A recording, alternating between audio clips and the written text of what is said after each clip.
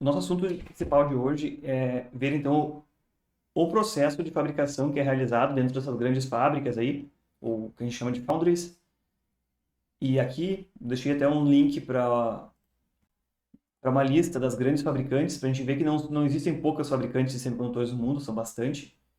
E aqui ele cita aqui, aborda algumas principais, mas existe uma quantidade bastante grande aí de fabricantes de semicondutores. E a gente vê que elas trabalham aí nas lucros na casa dos bilhões de dólares anuais. Tipo, a TSMC, que é uma das grandes fabricantes a nível mundial e que está sempre na vanguarda das tecnologias. A gente está falando de números de 2017 e 2016, mas eles devem ter aumentado muito ainda durante essa crise de Covid de 2020.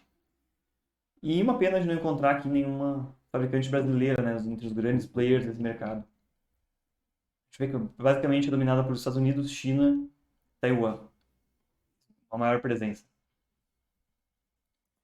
Mas bom, então dentro dessas grandes fábricas aí, que são a implementação de um resultado de uma grande pesquisa de desenvolvimento em tecnologias anterior a isso, então desde o início da pesquisa, uma certa tecnologia de fabricação que não sempre é desenvolvida pelas próprias empresas, mas por outras empresas maiores que fazem uma pesquisa mais básica para essa área, como até mesmo a IBM, que desenvolve tecnologias, mas ela fabrica muito pouco.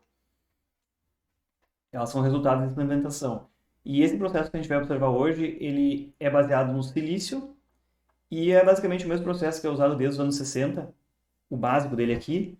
Mais recentemente, algumas modificações desses processos foram criadas visando maximizar a eficiência do processo por causar menos erros, visando diminuir o tamanho das geometrias e visando melhoria nas características de desempenho elétrico dos componentes desenhados.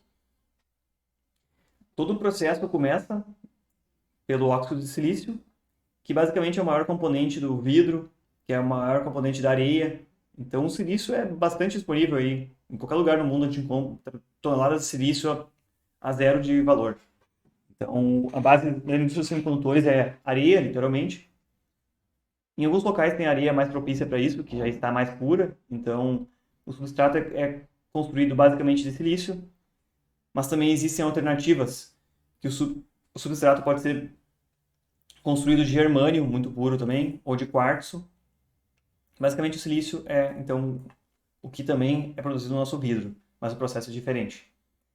O vidro é mais baseado em óxido de silício, e quando, na verdade, esse substrato no qual a gente vai construir um semicondutor em cima, ele é silício quase puro. É uma estrutura cristalina em que os átomos do silício se ligam como estão aqui embaixo. Quais são as características que deixam o silício diferente de outros componentes? Por que não posso fazer de cobre a base? Por que eu não posso fazer de outro material qualquer? O primeiro ponto é que ele tem uma alta temperatura de fusão. Isso é bom porque ele não vai fundir, não vai mudar suas características numa faixa de operação, de temperatura de operação dos semicondutores, talvez até 200 graus ou algo assim. Então, o componente final construído, ele vai ter uma certa característica boa. Passo de oxidação. Durante vários passos durante a construção de semicondutores, a gente vai ver que se causa oxidação intencional dele. Esse silício no qual se construiu esse grande cilindro aqui, chamado tarugo, e no qual se cortou fatias, ele é basicamente só silício, puro, com ligações atômicas parecidas com aqui de baixo, mas isso aqui na verdade é uma estrutura cristalina em três dimensões, e ao se cortar aqui essas fatias, elas são cortadas exatamente numa das orientações da estrutura cristalina, de forma que a superfície fica praticamente perfeita ao longo desse corte aí, super lisa e somente de átomos de silício. Então é realizada a oxidação, se expõe ao oxigênio de forma seletiva para criar óxido de silício em cima. E óxido de silício é basicamente vidro, para as partes que a gente quer que sejam bons isolantes do nosso componente. Ele é muito barato, porque ele está disponível aí em abundância na Terra, grande parte da crosta terrestre é feita de silício, então é quase de graça. O custo envolvido é o custo do processamento dele e, vamos dizer assim, filtragem, tornar ele super puro para essa aplicação.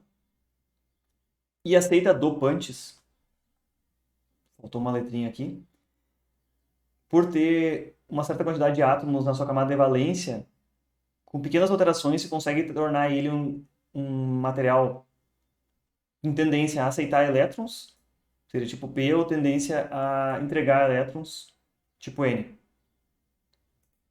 Então, o primeiro passo é a motivação dessa questão da estrutura cristalina dele e de ele facilmente aceitar dopantes. O que são dopantes? Que vão ser bem importantes ao longo de todos os próximos passos. Uma vez que foi construído esse substrato e cortado em fatias, wafer, que a gente vai chamar, de forma seletiva, partes dele a gente vai adicionar poucos átomos que tenham características com um elétron faltando na sua banda de valência e outros com elétron sobrando na banda de valência, respectivamente tipo P e tipo N. E ao inserir uma quantidade pequena de dopantes ali, bem controlada, ele vai adquirir essa pequena tendência. E se vocês lembrarem lá no Fundamentos de Eletrônica, lá, o dispositivo mais simples que a gente tem, que é um diodo, é um pedaço de material tipo P e um pedaço de material tipo N tocando um no outro. De forma que agora ele não vai conduzir igualmente corrente nos dois sentidos, mas ele vai conduzir somente num dos sentidos. Esse aqui é o fundamento de tudo. Primeiro passo. Um outro fundamento importante que eu acabei de comentar também é essa capacidade de oxidação do silício, que rapidamente a gente consegue transformar ele num bom isolante.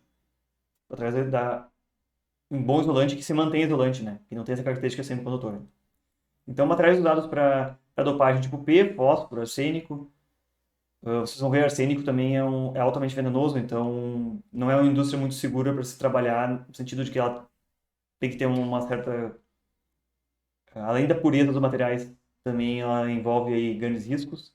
Dopagem tipo N, tipo boro, galho e alumínio. E alguns dopantes que não se querem no meio do caminho de forma nenhuma, ouro, ferro, cobre, níquel. Mas alguns deles são usados durante a fabricação, mas não deveriam entrar na etapa de dopagem. Eles são usados para metalização somente, que são as partes que vão ser construídas para serem bons condutores o tempo todo.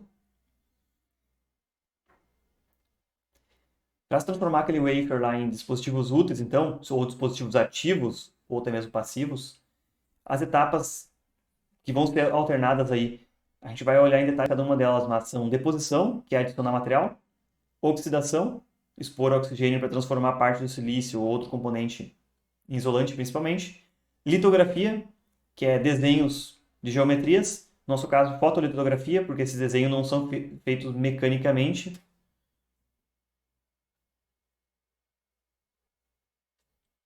O Guilherme mandou ali P prótons, N sem prótons, para lembrar mais facilmente. Pode ser que seja isso aí. Se quiser uma manhã para lembrar, Guilherme. Exato, tipo, eu me lembro assim, tipo, o N é elétrons que tem livre, enquanto que o P é lacunas, né? Só que são prótons, na verdade, que são, em vez de lacunas. A gente chama de lacunas, só que é prótons, na verdade, em si. Lacunas são ausência de elétrons, né? Mas já que é Exato. ausência de algo que é negativo, então fica positivo. É isso aí. Quem já viu um pouco sobre materiais, talvez tenha visto em eletrônica ou até em eletromagnetismo, ou na disciplina de materiais elétricos e eletrônicos, de fato. Exato, tem materiais e tem eletrônica também, tem digitais também, que a gente vê um pouquinho já. Legal. Bom. Então, se vocês já viram um pouco em eletrônica, vocês vão entender hoje como é que é montado aquele negócio, porque se comporta assim. Aqueles transitores, diodos e tudo mais. Então, o outro passo se chama litografia, que é desenho de geometrias. Etching, que é remover partes do material. Para quem já fez uma placa de circuito impresso, aquele processo de jogar a placa no ácido para que seja corroído e tirado fora a parte do cobre, também se chama etching, é remoção de material.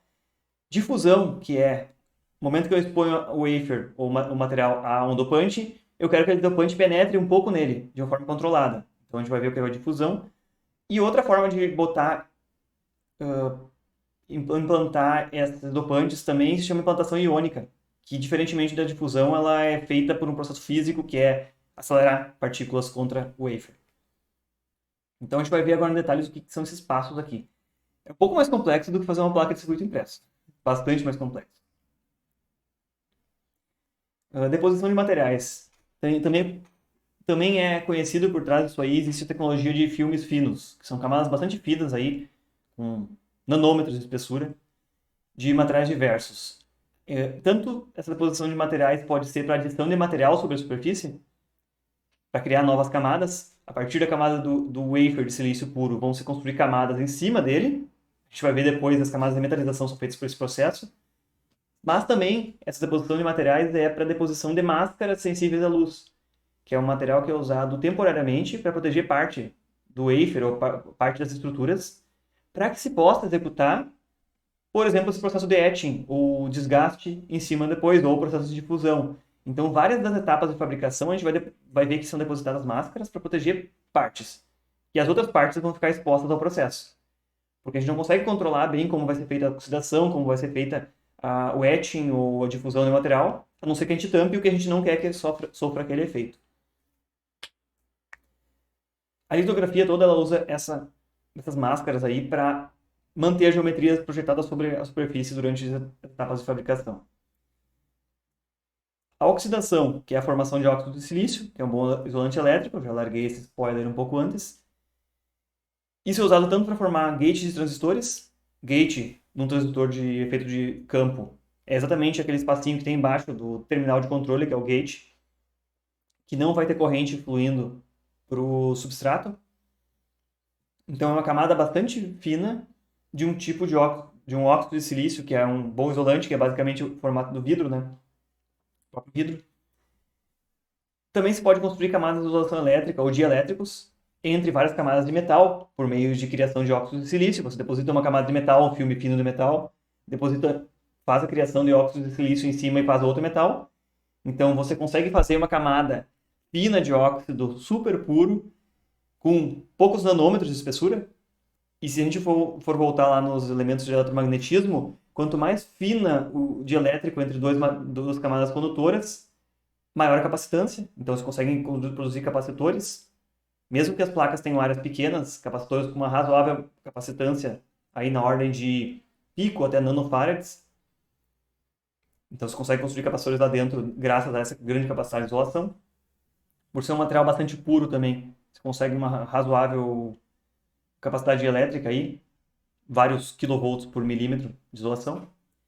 Também, na camada de cima do wafer, depois de tudo fabricado, é jogada uma camada é fabricada uma camada de óxido de silício como proteção. Então, ainda que a gente enxergue um chip, a gente vai ver um videozinho durante a aula ali, a gente consegue expor o silício e olhar um chip, a camada mais em cima dele é de vidro.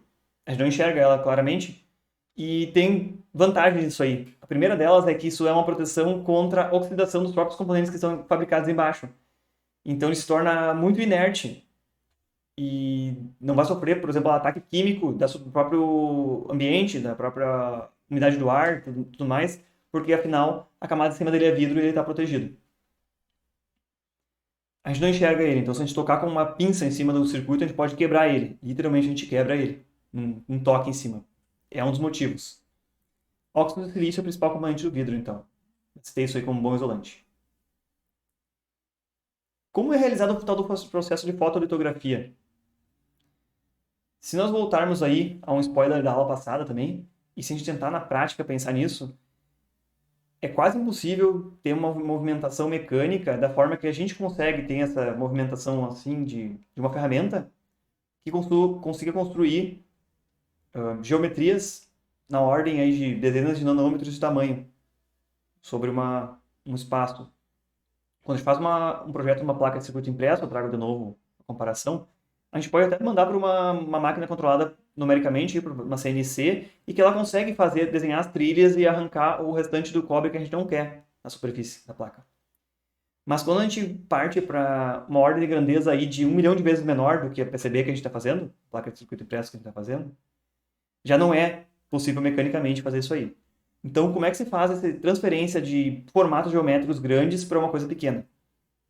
Por meio de luz, porque a gente pode construir mecanicamente máscaras grandes, passar uma luz por dentro dessa máscara, que vai ser projetado então embaixo um padrão que representa aquela máscara, e se colima essa luz para uma área muito pequena. Então, se consegue, com máscaras grandes que foram feitas mecanicamente, projetar luz numa área muito pequena e, por meio dessa óptica, fazer a redução de escala e conseguir fabricar componentes muito pequenos. Lucas, tipo, não dá para fazer oxidação em placas muito pequenas, eu acho. Porque, tipo, tu coloca uma máscara, né? Tu coloca uma máscara para que não entre aquele composto no cobre que tu queira, né? Só que mesmo assim, tipo, se tu for pensar, por exemplo, ali no segundo desenho tem uma máscara, né? Eu penso que o teu agente corrosivo ele só corrói o cobre, né? Ele pode talvez entrar um pouco pro lado e acabar corroendo, e talvez aquela pequena trilha tenha um pequeno tamanho e acaba corroendo ao lado, né? Ou tu acha que não? Tá dizendo aqui nessa situação no qual a gente está expondo algo aqui e ele quer remover só esse material aqui do meio Exato. e ele vai E remover, acaba... na verdade, um pouquinho para fora também. Não, mas só do cobre daí. É, exato. Comer um Daí, pouco a tipo, mais além do que eu gostaria aqui embaixo, né? isso. Ok, E daí, a gente vai ver isso em seguida, que é a aplicação da máscara é algo bastante ideal, né? sim. Nas próximas etapas em que a gente vai ver o que acontece de difusão e etching, que é esse processo que você falou, né, de remover material, Sim. pode acontecer lateralmente, sim. Isso E daí, limita tipo, os tamanhos das geometrias, realmente. exato. Daí, tipo, é o que tu pode. Às vezes o tamanho da tua trilha é tão pequena que acaba corando ela toda, né? Não vai ter ligação. Pode, isso acontece de fato. Obrigado, isso é interessante, gente, me acompanhando dessa forma. Agora, até me fugiu a pergunta. Eu tinha uma pergunta para ser feita, mas agora eu esqueci dela. Tá, eu vou pensar sobre ela aqui. Talvez ela surja num passo mais adiante aqui. Mas o processo de fotolitografia, então, ele tem a ver com se criam máscaras grandes, como se de serigrafia mesmo, mas bem grandes, geralmente são de quartzo. Deposita uma pequena camada de uma substância fotorresistiva. A máscara, ela não é fisicamente posicionada em cima do silício, tá? Isso aqui é só uma ilustração. Na verdade, a máscara ela é posicionada próximo da fonte de luz e a luz, com o padrão desenhado, é colimada por lentes e vai ser aplicada numa área muito menor do que o tamanho da máscara é. Então, só vai passar luz. Isso aqui é uma forma didática, essa apresentação, tá? Não é assim. A máscara não está em cima do silício, ela está longe. Mas a luz só vai passar na região que eu quero que ela passe. Essa máscara pode ser tanto uma máscara que vai cobrir as regiões que eu quero que seque essa camada fotorresistiva, ou, de acordo com a química dessa máscara fotorresistiva, Yeah? pode ser que. Sim, Guilherme? Caralho, né? Guilherme? Tanto pode ser que essa camada fotorresistiva ela vai secar onde está exposta a luz, ou o oposto, ou ela não vai secar onde está exposta a luz e vai secar no restante. Então, nesse caso aqui, essa camada fotorresistiva ela não seca onde está exposta a luz UV, ela seca onde está protegida. Então, depois da remoção da máscara, que é feito quimicamente, sobra somente a camada resistiva. Desculpe, depois de terminada a exposição à luz, só sobra a camada resistiva consolidada nas regiões que eu selecionei pela máscara. E quimicamente é feito um processo, aqui no meio é feito um processo chamado revelação, em que o restante da máscara é removido. Então a gente já tem um substrato com uma camada de algum material e com uma aplicação que protege parcialmente esse material. E por meio de um outro processo químico, que a gente vai ver como pode chamar de etching, a gente vai remover aqui tudo que está sendo exposto à parte de fora.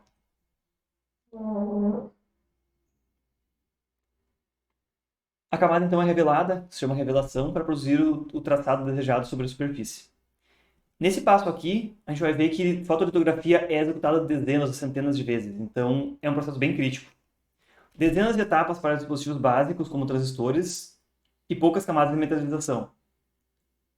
Ela requer, então, exposição a outros agentes químicos, reposição de materiais de filmes finos, implantação iônica, processos térmicos, e a gente vai ver vários tipos de processos com nomes diferentes, dentro do contexto que a gente consegue abordar aqui. Essas máscaras devem ser absolutamente limpas, que é, se essa máscara tiver uma pequena imperfeição, uma pequena sujeira que protege mais a área do que deveria proteger, ela vai replicar esse erro em todas as etapas do processo. Então, também é um ponto crítico. A máscara tem que estar realmente muito fiel ao que foi projetado. Professor, tipo assim, Sim. vamos dizer que quando a luz bate ali na placa, como que ela acaba destruindo o cobre? Tipo, ela acaba por meio que um laser ou como? Cuidado, isso aqui não é um processo de fabricação de uma PCB, não tem cobre aqui. Isso aqui, no exemplo aqui, tem uma camada de óxido verde aqui embaixo, na qual foi depositada esse material fotorresistivo. Depois do processo de exposição à luz, parte do material fotorresistivo pode ser revelado e removido fora quimicamente. Aqui embaixo tem outro material em que a gente não entrou ainda na explicação de como ele vai ser removido, mas um dos processos de remoção é quimicamente expor, aqui derramando um químico aqui em cima, e aí esse material aqui vai ser dissolvido seletivamente por forma química e esse material usado para remoção, ele não ataca a substância fotorresistiva, né? Ah, tá. Isso aqui é mais pro silício, tipo, para fazer transistores, então, não em si ainda uma placa. Não, isso aqui não é uma fabricação de placa, isso aqui já é algo como 1 milhão de vezes menor as dimensões, que é sobre um wafer de silício. Uma superfície super plana. Aqui embaixo, basicamente só tem silício numa estrutura cristalina mesmo. É super pura aquela superfície ali. Isso é Ah, para tá, extrair o entendi. silício para a placa, né? Oi, Adri. Para extrair o silício para a placa, exatamente, das wafers. Essa superfície do qual a gente está falando aqui não é uma superfície de uma PCB. Eu só usei isso como uma comparação. Na verdade, ela é uma fatia desse material aqui, Sim, que é sim. de silício puro e não tem nada em cima, a não ser o próprio óxido de silício que foi criado intencionalmente para ser um isolante nesse caso, né? Um pouquinho de óxido de silício, porque se eu expor aquele silício puro a oxigênio puro numa atmosfera bastante quente, e parte desse oxigênio é absorvido pelas camadas superiores ali da estrutura cristalina e forma esse material isolante. Óxido de silício, então. É bom a gente ir solucionando essas dúvidas, faz mais sentido avançar solucionando as dúvidas. Luz ultravioleta é utilizada. Por que luz ultravioleta? Por que não infravermelho? As estruturas são muito pequenas, como eu já comentei. Elas são menores do que os comprimentos de onda da luz que a gente enxerga. Então, elas já estão na ordem de grandeza de comprimentos de onda chamado banda óptica de ultravioleta. Então, para você conseguir fabricar e projetar a luz através dessas máscaras e atingir uma superfície com, após projetar essa luz aí com dimensões tão pequenas, o comprimento de onda da luz utilizada tem que ser muito pequeno. Então, de fato, o comprimento de onda é um ultravioleta profundo já, eu acho, que é uma radiação ionizante já, não é uma luz, como a gente vai enxergar, já está na banda, se chama radiação ionizante, e é em função da ordem de grandeza do tamanho das estruturas que estão sendo projetadas ali. Estão sendo projetadas, eu digo, a luz passou e desenhou aquela forma de geometria ali. Essas máscaras que eu comentei, elas são uma grande parte do custo de fabricação do circuito integrado. Interessante isso aí. Executar dentro da fábrica esses vários passos aí tem um custo envolvido. Cada vez que você for fabricar mais unidades, você tem que mandar executar esses vários passos aí, centenas de passos pequenos, exponha químico, revela, faz aplicação das geometrias por meio de projeção de luz, tudo isso. Mas antes disso, tem que ter todas essas máscaras feitas aí.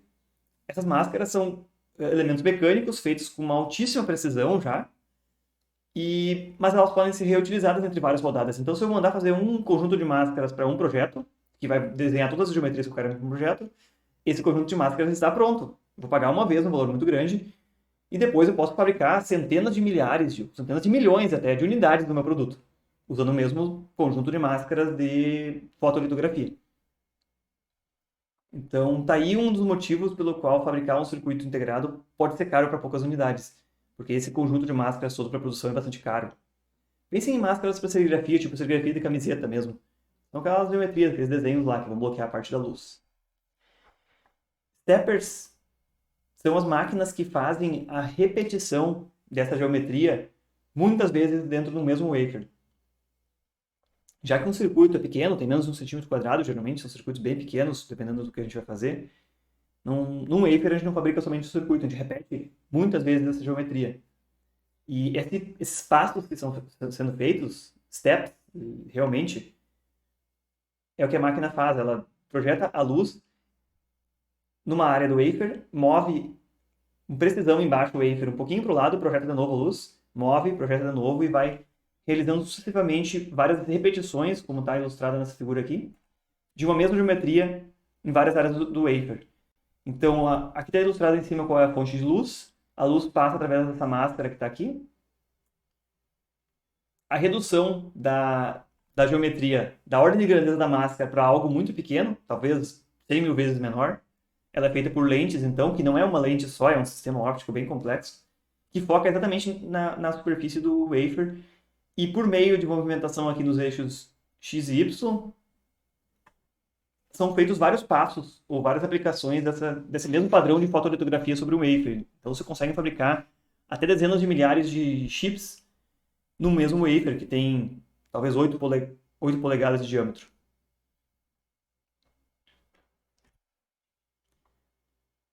Claro que entre as várias exposições que a gente vai fazer, a gente tem que ter um alinhamento perfeito com as camadas anteriores.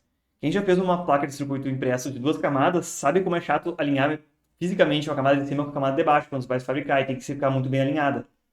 Aqui, o alinhamento necessário entre as estruturas é na ordem de fração de nanômetro, o desalinhamento permitido. Então, como vão ser feitas dezenas de camadas diferentes de material, todas as exposições à luz têm que ter uma precisão muito grande de alinhamento. E vocês podem até ver no vídeo, eu acredito que esse da TSTVC tenha uma parte que mostra ilustra essa parte. Para se realizar, vamos dizer, a exposição de 1000 cópias que seja de um mesmo circuito num wafer, essa máquina ela não pode ficar ocupada uma tarde inteira, porque é um equipamento caro, fazer vários projetos diferentes. Então, essa exposição é muito rápida. E é rápida a movimentação desse wafer e é muito precisa o alinhamento. Então, é um equipamento que exige uma alta tecnologia, realmente.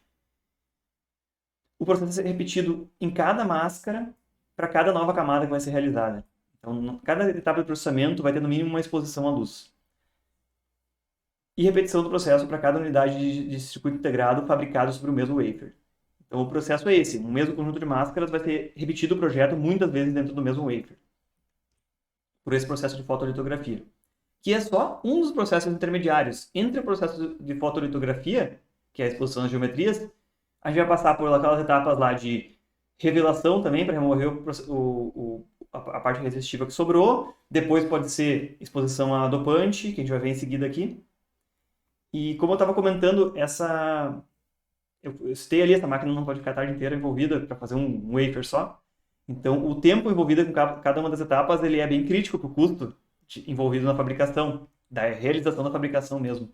Então, vejam bem essa estimativa aqui, ó, em que o tempo necessário para realizar essas etapas de fotolitografia é 60% do tempo de processamento do wafer. O tempo realizado para a implantação iônica, que a gente vai ver a seguir, que é uma forma de fazer dopagem, é só 4%.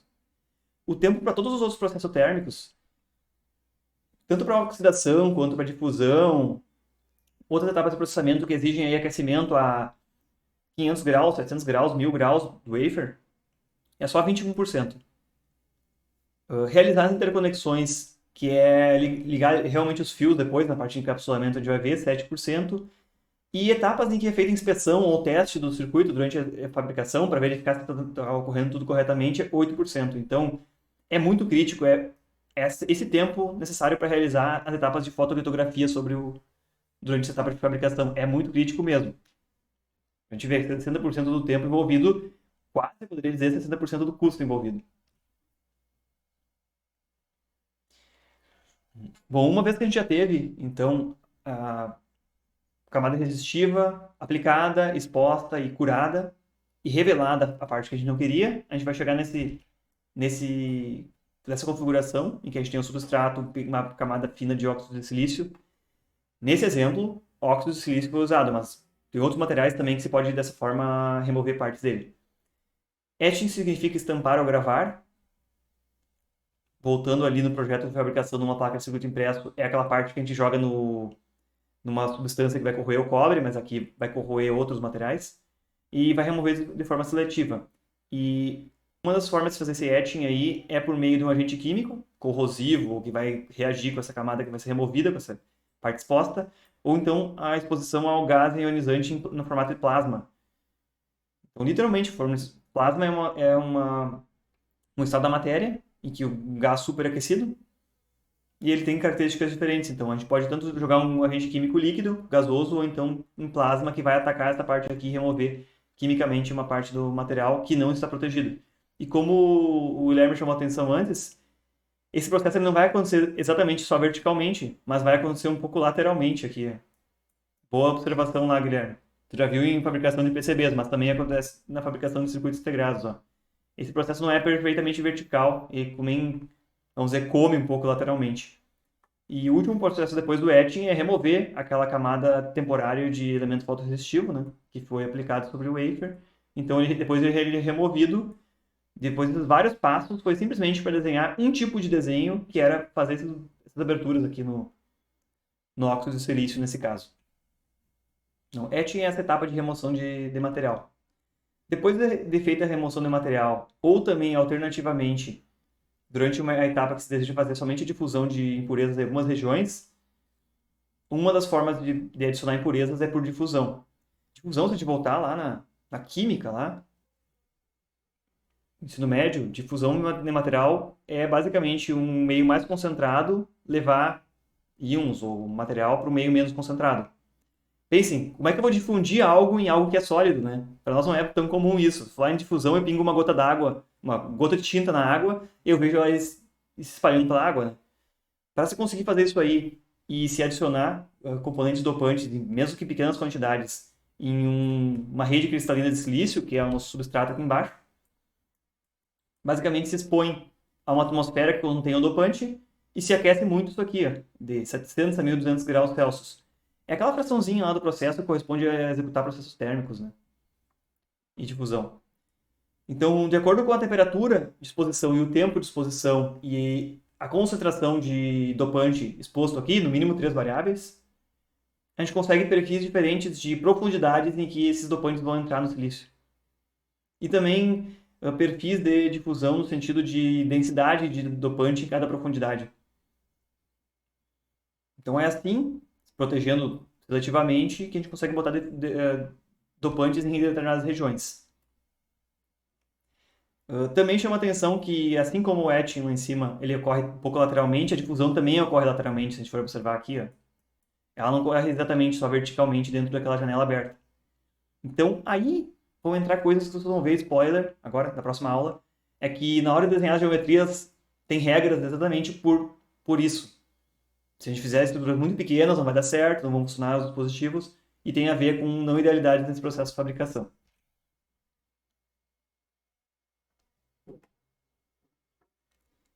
Aqui eu botei essa ilustração só para chamar bem a atenção para esse detalhe, que o dopante que foi aplicado ele não entra idealmente só reto para baixo na janela aberta, mas ele tem claramente essas regiões aqui, em que lateralmente esse dopante também penetra, como é no mundo real, né? Uma alternativa para evitar essa questão lateral aí de difusão não ideal dos componentes é usar um processo que não é por meio de difusão para inserir dopantes aí, mas de implantação iônica. Íons de dopantes, íons carregados tipo P ou tipo N, eles são expostos aí, são criados numa câmara em que é gerado plasma e esses íons são acelerados por meio de uma espécie de projetor em direção ao wafer.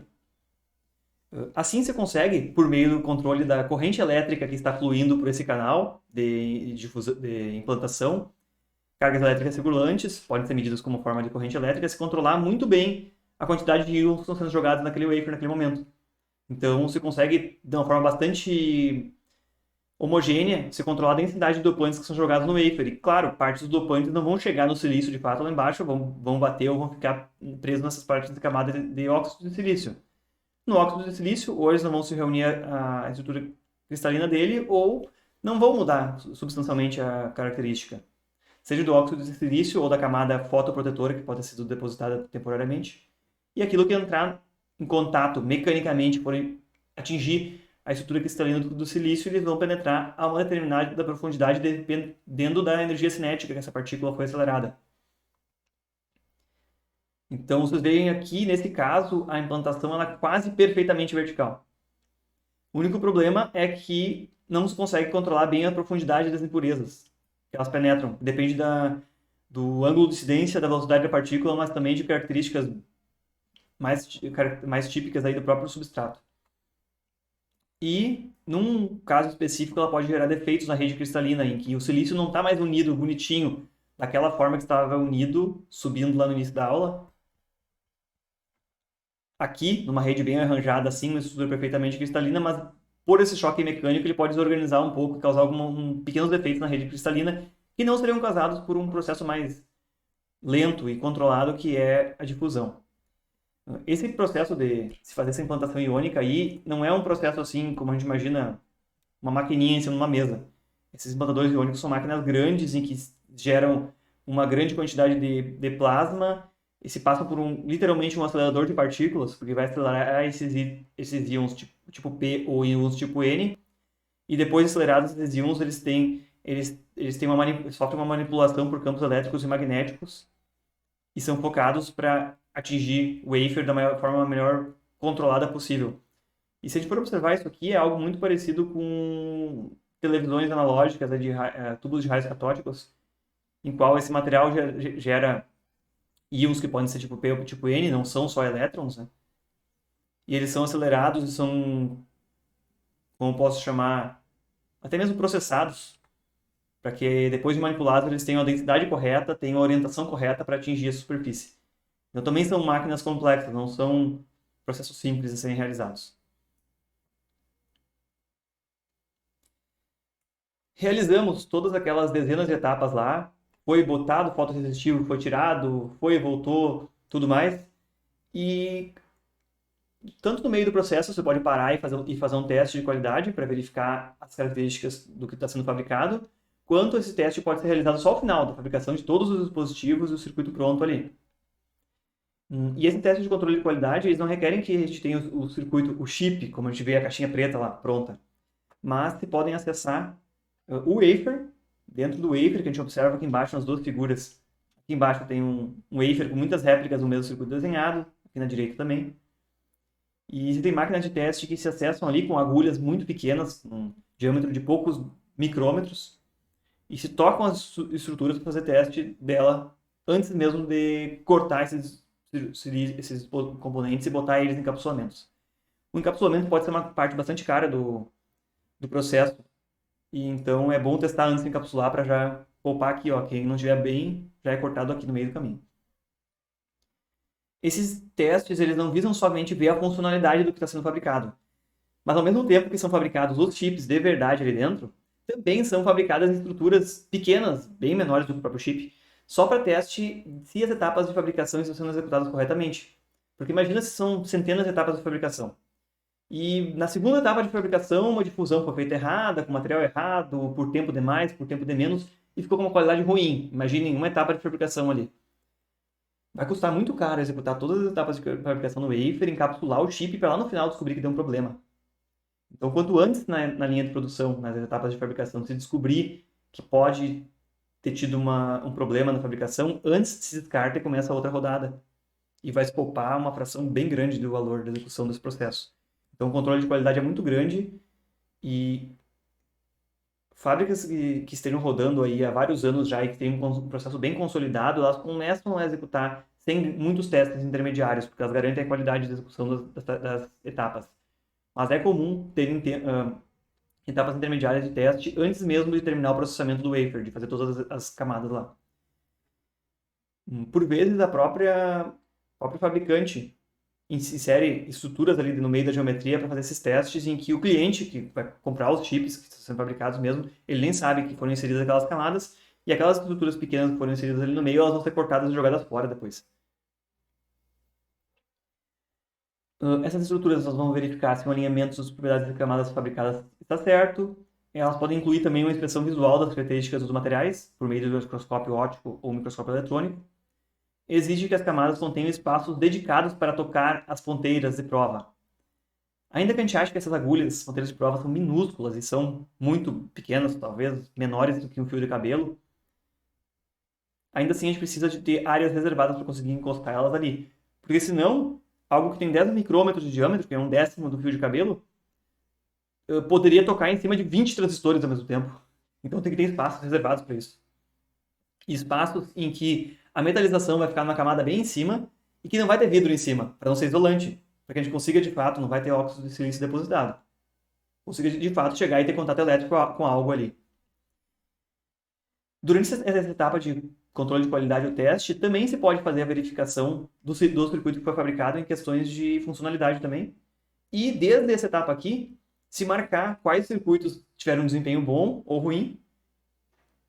E se foi muito ruim o circuito ou se falhou completamente, a gente pode, inclusive, já deixar ele marcado para não encapsular isso depois, descartar ele aqui na hora da fabricação. E se a gente for ver e vocês olharem os folhas de dados de vários componentes, eu posso provocar vocês falando sobre qualquer componente eletrônico aqui, BC547. O que é isso? Um transistor comum, bem baratinho. Vamos abrir aqui a folha de dados dele.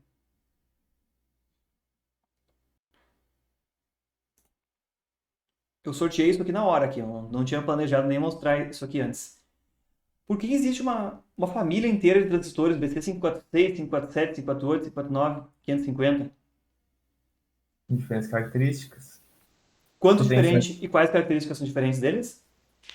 Aí tu me pegou, talvez a tensão que aguenta, talvez, sei lá, a corrente que aguenta, os limites, a velocidade, depende.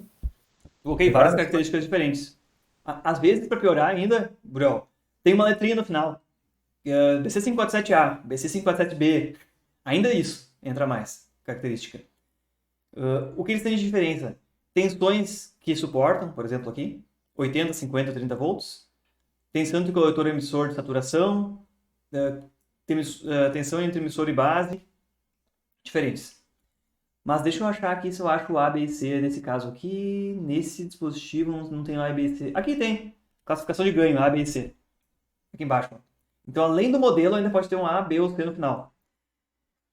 Vocês acham que o fabricante iria querer fabricar um componente e criar tantas variações diferentes para que ele tivesse que... Ei, imagina, ele vai ter que ter 3 Deve classes ser, de desempenho, ele vai ter que ter... quantos modelos diferentes aqui? 5 modelos com 3 classes de desempenho. Seriam 15 projetos diferentes que ele teria que fazer? deve ser a qualidade, tipo, tu vai fazer ali, não tem como ser 100% preciso. Então, tipo, tu separa os chips, tal qualidade, tu separa em qualidade A, B e C. Isso aí. Eu tenho 90% de certeza que o A, B e o C é criado, inferido para cada um deles durante o teste de qualidade. Eu não tenho certeza se entre esses modelos também não acontece isso. Quer dizer, se tenta fabricar dispositivos com determinadas características, os que não ficam tão bons, não atingem o máximo de nível de desempenho, que poderia ser a máxima tensão que ele suporta, o máximo ganho, se a gente olhar na categoria de qualidade aqui embaixo, ganho mais alto, tipo C. Os que não atingem isso, em vez de eles simplesmente descartar e dizer, ficou ruim, eles vão lá e encapsulam com outro modelo, outro código.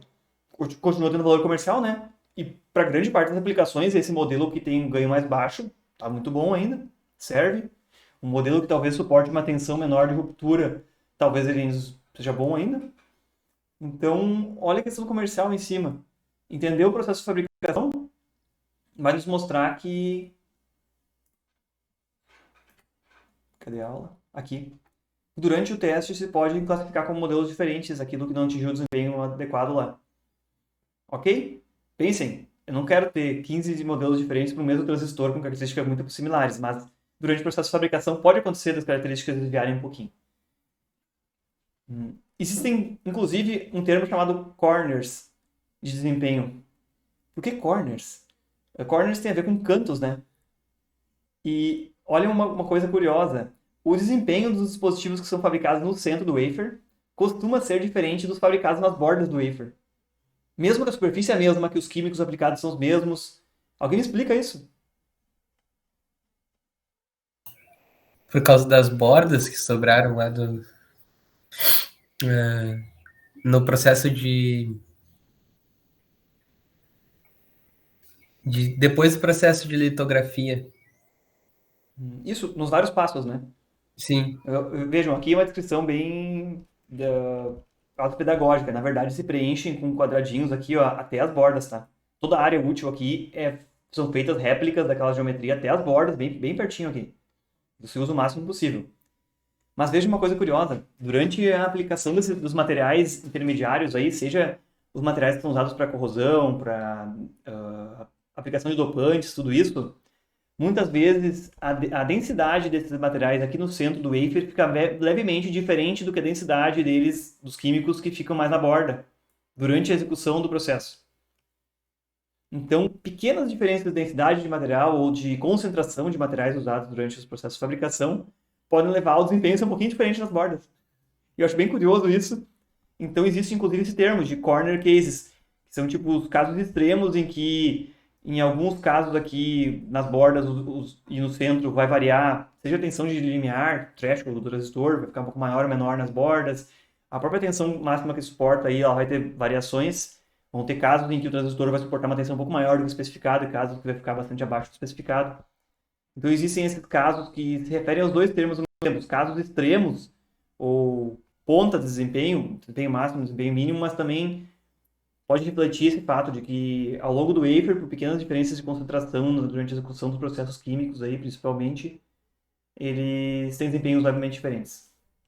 Isso aqui não é uma placa de circuito impresso. Isso aqui, uma vez que eu fabriquei uma unidade num chip, eu não tenho como consertar ela. Fabricou. Não tem como mudar depois. Eu não posso pedir para substituir uma pequena parte ali. Fabricou, está fabricado. Depois que eu tenho esse wafer fabricado com dezenas ou centenas de unidades, então vai ocorrer o corte para separar as várias unidades do chip aqui dentro. Cada pedaço pequeno do substrato separado com um circuito construído sobre a superfície é uma pastilha também chamada de die, após cortado. Pequeno componentezinho. Essa etapa do processo não tem mais funcionalidade elétrica, né? É só separar mecanicamente, mas ainda assim ela requer uma precisão muito grande, porque eu não quero desperdiçar muita área do meu wafer para fazer o corte entre as unidades. Então, para maximizar a quantidade de unidades que eu posso replicar ali, eu também quero que a linha de corte seja muito pequena. Então, pode-se fazer etapas de corte. Tem empresas que, inclusive, trabalham só com o serviço de corte de wafer, inclusive. E ela é bem crítica para evitar que se quebre o wafer. E se esse corte não for feito com precisão, a gente pode trincar o wafer inteiro e perder uma grande parte dele. Exige como etapa final a manipulação individual. Era um grande wafer, com centenas ou dezenas de milhares de unidades. Uma vez que foi feito esse corte, agora são peças pequenas, separadas, então tem que se cuidar com a manipulação, e geralmente é mecanizada e automatizada essa manipulação. Essa etapa se chama tanto corte, como a palavra em inglês também, sawing, wafer cutting, corte, mas de forma mais simples, ou dicing, porque transforma literalmente em um die, pega um wafer grande e transforma em die. Então, dicing é pegar uma grande e cortar em pedaços pequenos. Esse corte ele pode ser feito mecanicamente por uma serra, vamos dizer, uma policorte bem pequenininha, automatizada, como também pode ser feito por outros processos mecânicos que incluem partes intermediárias em que o wafer ele é profundamente atacado por algum tipo de material para deixar o wafer mais frágil naquela região, e depois por um estresse mecânico simples, parece como se fosse um rolo em cima dele, ele faz o wafer quebrar de forma seletiva bem naqueles pontos. Então parece algo simples, mas mesmo assim é uma etapa bastante complexa da fabricação. Vai ficar com essa cara, mais ou menos, um wafer depois de cortado e separado as partes dele. Claro que aqui é algum processo, pelo jeito, feito bastante manual, como intervenção manual, porque pode ver que estão desalinhadas as partes dele, então aqui separadas algumas unidades que foram fabricadas do lado, mas isso aqui tem um motivo de realmente mostrar ilustrativamente, depois disso ele está quebrado em partes pequenas. Uma curiosidade que tem sobre isso aqui é que, industrialmente, como se faz isso, antes de cortar o wafer, se cola uma camada de adesivo embaixo dele, para que depois de cortado, durante o processo de corte, esses dies, esses pedacinhos pequenos de silício não voem longe, não se separem. Então, depois de cortado, ele ainda está colado sobre uma superfície embaixo, mas é uma cola bem fraca. Então, mecanicamente, depois você consegue pescar e tirar cada um deles ali dentro e encapsular eles. Que é o próximo passo, que é a maior parte dos componentes não se vai utilizar somente o silício, o chip que está fabricado ali. Então, você precisa pegar o encapsulamento dele, que é botar aquele pedaço de silício, geralmente dentro de algo isolante, pode ser cerâmico, plástico, e ligar fiozinhos pro lado de fora para que a gente consiga realmente depois botar e manipular ele, em primeiro lugar, dar mais resistência mecânica, manipular ele e conseguir instalar no circuito elétrico. É a carcaça que nós vemos e tem princípio e tem os acessos aos pinos que dão conexão elétrica, placas e outros componentes externos. Detalhe, vários dies diferentes podem ser integrados no mesmo encapsulamento. Se a gente for procurar, existem circuitos por aí, acho que microcontroladores, os microprocessadores talvez, em que dentro do chip existe o silício, existem outros componentes, podem ser algum componente passivo, um capacitor ou algo assim. Alguns componentes também fazem a integração em que tem um processador e um chip de memória. O processador é fabricado numa tecnologia, testado, funcionou, beleza. Memória é comprada em outro fabricante, em outra tecnologia, bota ali dentro e se ligam dentro do próprio encapsulamento com vários fiozinhos. Grande parte do custo, comparando com o custo da matéria-prima do silício, é o custo do próprio encapsulamento. A evolução e recente miniaturização dos eletrônicos, principalmente quando a gente fala de computadores e telefones, smartphones aí, portáteis, veio da redução do tamanho dos encapsulamentos, porque o silício, o die, realmente não diminuiu o tamanho, pelo contrário, aumentou. mas ele ainda é uma fração pequena do tamanho do encapsulamento, então encapsulamentos menores permitiram diminuir o tamanho dos eletrônicos. Tanto a redução do volume e evolução do encapsulamento, quanto o tamanho, confiabilidade, características térmicas. E mais um detalhe, confiabilidade, que refere a operar sem falhas, né, e por um tempo prolongado. Em semicondutores de potência, o encapsulamento é algo bem crítico, porque eles sofrem ciclos de aquecimento e resfriamento, né, durante a operação. Semicondutores, a gente diz aí que tem alta capacidade de potência.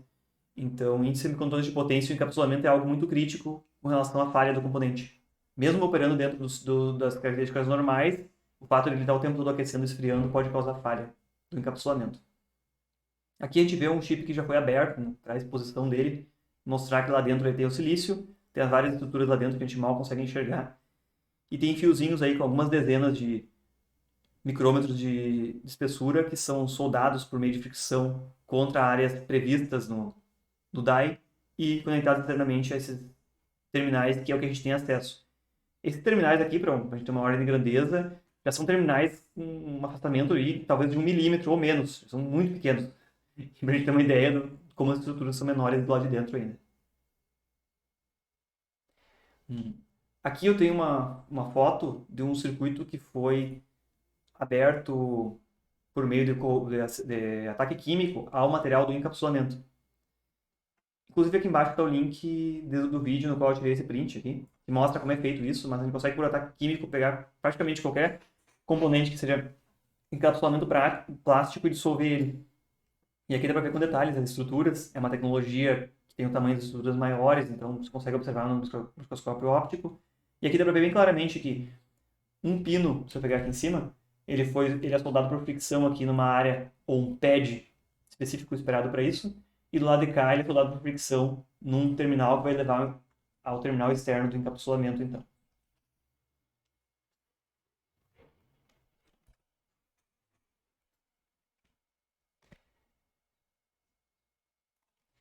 Eu vou passar rapidamente por essa parte final do conteúdo que mostra os passos de execução para a construção de alguns componentes, mas a gente volta e vê ela com detalhes no início da próxima aula.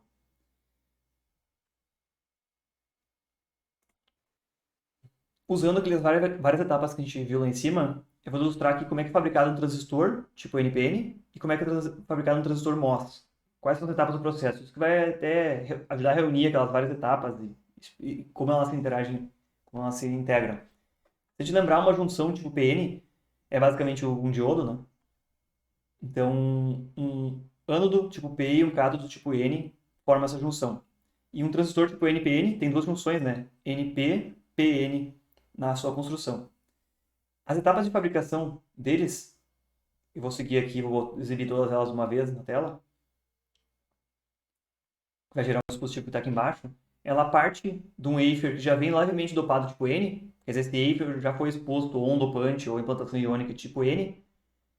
Se cresce uma pequena camada de isolante óxido de silício, aplica um filme fotorresistivo, se posiciona uma máscara, que como eu disse, ela não pode não ser posicionada em cima do wafer, mas ela é posicionada perto da fonte de luz, se expõe o wafer à luz, de forma a sensibilizar a parte daquele elemento fotorresistivo, se faz a revelação, que se remove aquela parte desejável lá de remoção do elemento fotorresistivo, e realiza o etching, que é a remoção seletiva de material. Nesse caso, o material removido foi aquele óxido de silício depositado lá e se abriu uma janela aqui, em que não existe isolante em cima, então. Se remove o restante, por processo químico, do elemento fotorresistivo, chegando aqui no passo I. Esse isolante que tem em cima serve tanto para proteger o wafer, servir como isolante mesmo, como para modelar a região na qual vai fazer uma difusão. Lembrem-se, já é tipo N o substrato. Então, vai se expor a um elemento por difusão química, que vai ser um dopante, vai penetrar lentamente por meio do aquecimento, ele vai penetrar no silício, e se está desenhando, então, uma junção tipo P em cima, por aquele processo de difusão. Vejam bem que está bem ilustrado aqui, que inclusive ele penetrou mais lateralmente, ó, ele não desceu só verticalmente, porque o processo de difusão ele ocorre também um pouco lateralmente.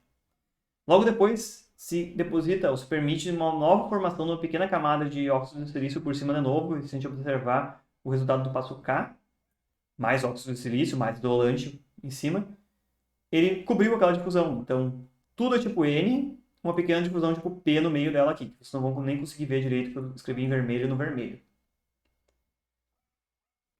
Próximo passo, se vai desenhar mais uma geometria em cima, passo M, em que se aplicou um elemento fotorresistivo de novo ao longo de toda a superfície, se expôs de forma seletiva no passo E a luz, mas vejam que a janela é menor aqui, a abertura no meio agora. Vejam que a parte fotorresistiva que foi exposta à luz é pequenininha aqui. Então agora, depois de remover a máscara, como está lá em cima, a parte sensibilizada a janela de abertura aqui na parte sensibilizada do elemento fotorresistivo é pequena, e vai se realizar o etching, no passo Q, removendo o óxido de silício numa janela menor aqui no meio, só no meio de onde tem a difusão tipo P. Se limpa no passo R de novo, removendo o elemento fotorresistivo, essa limpeza é feita geralmente de forma química, e se aplica uma outra, por processo de difusão, um outro elemento, que agora é um dopante tipo N. Então, a base é N, se joga um monte de P em cima, e numa parte do P se joga um pouco de N, de novo. Já se formou a camada, ó. N substrato, um P no meio do caminho, que é uma difusão maior, e um pequeno N em cima. Depois dessa etapa aqui, a gente já formou, olha só, N substrato, N nessa pequena difusão formada em cima e P aqui no meio em vermelho. Não está explícito aqui, mas basta fazer camadas de metalização agora que façam um terminal elétrico que liga ao N, um terminal elétrico que liga ao P e outro terminal elétrico que liga ao N, que agora é simplesmente fazer etching através de todas as camadas para ter acesso ao substrato, lá onde está o elemento ativo mesmo, e já está construído o transistor aqui em cima. O transistor tipo MOS tem uma estrutura diferente em que a gente tem um gate isolado. Então a parte que vai fazer o terminal de controle, o transistor tipo MOS, ele é isolante. Muito bem lá o óxido de silício. Vamos deixar para ver inteiro essa parte do transistor MOS na próxima aula. Não adianta a gente querer passar muito rápido por isso aqui agora. Eu vou pedir para vocês aproveitarem esse restante do tempo de aula para começarem um estudo que a gente vai ter tempo na aula para rever isso e tirar dúvidas, mas eu preciso que vocês façam esse estudo antes, porque não dá tempo de ver tudo aqui em aula. Na tarefa 3, que já ficou aberta aqui na disciplina, eu deixei o link aqui para um dos fabricantes, que se chama XFAB Foundries.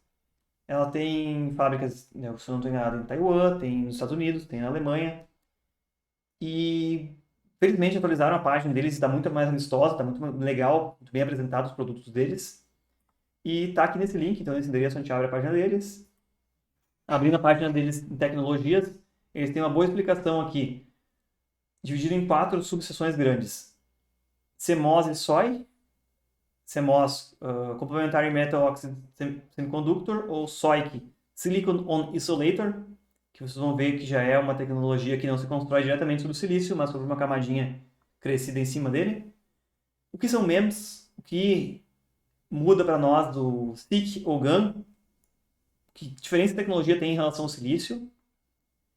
Principalmente essas três classes aqui eu vou pedir para vocês visitarem. E conferirem um pouco aqui embaixo, onde diz em famílias de processos. Eu escolhi uma que eu gostaria que vocês olhassem aqui em detalhe, que é a 350 nanômetros. Então, vou pedir para que vocês olhem e tentem entender o máximo que vocês encontrarem no que está relacionado dentro dessas classes aqui. CMOS, SOIC, MEMS e SiC, GaN. E tem várias perguntas que eu quero que vocês respondam. Ao longo dessa leitura aqui, algumas delas estão explicadas, outras não estão explicadas.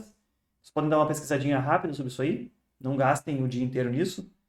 Mas respondendo grande parte dessas perguntas aqui que eu deixei, acredito que vocês já vão estar entendendo uma boa parte do que eu quero que vocês se sensibilizem aí por trás. Porque a gente viu as etapas de fabricação, teóricas aí. Mas cada etapa tem influências diferentes. Quanta difusão foi feita, que profundidade de difusão foi feita, que tamanho das geometrias foram feitas, geram processos diferentes. Eu não consigo realizar sobre o mesmo wafer processos que tenham... Deixa eu pegar um exemplo aqui. Fazer uma difusão que suporte 10.000 volts e no mesmo wafer fazer uma difusão que suporte 5 volts e seja mais rápida. Existem limitações. Isso leva, então, a fabricante a oferecer processos diferentes, otimizados por uma aplicação ou outra. vai ficar como tarefa, então, fazer essa leitura. Pode ser uma leitura e anotar as dúvidas aí. Eu acho mais importante fazer o número 1 aqui. Anotar e tentar ler todo o conteúdo, entender o que foi possível e anotar dúvidas. Mas respondendo as outras 6 perguntas direcionadas aqui embaixo, 7 perguntas direcionadas, também ajuda a esclarecer um pouco mais. E a gente vai voltar na próxima aula, começando a aula, ver como se faz processo similar, etapas do processo para fabricar um transistor tipo NMOS ou tipo PMOS. E depois a gente vai falar um pouco sobre variações nessas etapas do processo aí que os fabricantes fornecem. E é uma coisa muito importante, porque existe algo comercialmente muito apelativo por trás disso. Se eu quiser fazer um projeto que tem alguns tipos de componentes, eu não consigo fabricar todos os componentes no mesmo wafer. Eu tenho que me limitar a dentro do mesmo wafer fabricar só alguns dos componentes. Porque eu não consigo fabricar um processador de alto desempenho, um Intel lá, no mesmo silício no qual eu quero fabricar um transistor de alta potência que suporte 1000 volts. E o fabricante bota muito claramente isso aqui, chamando de famílias de processo, por tamanho das geometrias, e dentro da família de processo tem variações diferentes, que eu quero que vocês entendam a diferença entre essas variações. Todos terminam com 335, porque é 350 nanômetros. Mas um é XH, outro é XA, outro é XO, outro é XU. Bom, fica essa tarefa para a próxima aula.